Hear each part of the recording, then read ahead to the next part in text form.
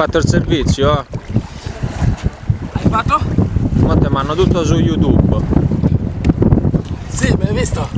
Mi hai fatto bene? Certo.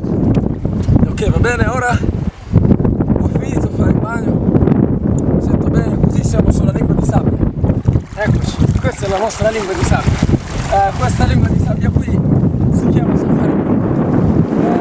La lingua si vede così, di solito iniziamo lettendo per riempire l'acqua. Così dove sentiamo le sostanze marine, ananas, banana, laguria, cocco. E dopo mezzogiorno ce ne andiamo direttamente con l'isola lì, chi se ne avanti. Quello lì. Sì. Ah, pure lì andiamo? Ecco sì, dopo ecco sì. Con l'isola lì dove che possiamo, con l'isola lì dove che possiamo dopo mezzogiorno, mezzo, fare pranzo, lì si mangia. Ah, lì mangiamo.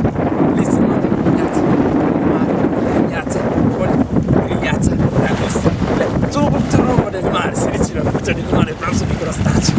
E poi vi lasciamo un po' tranquillo, è sulla spiaggia bellissima, splendida parte, il mare è sempre come la piscina. E poi 1,5 metri ce ne andiamo a visitare proprio dentro sull'isola a vedere un albero di baobab, l'albero è gigantissimo, quindi è caduta tanto tempo fa, però quando finora ancora cresce e fiorisce.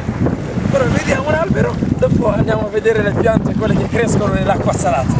Allora, con una mazzata quindi, sono io Mario Gigante, ci vediamo dopo, alla grande!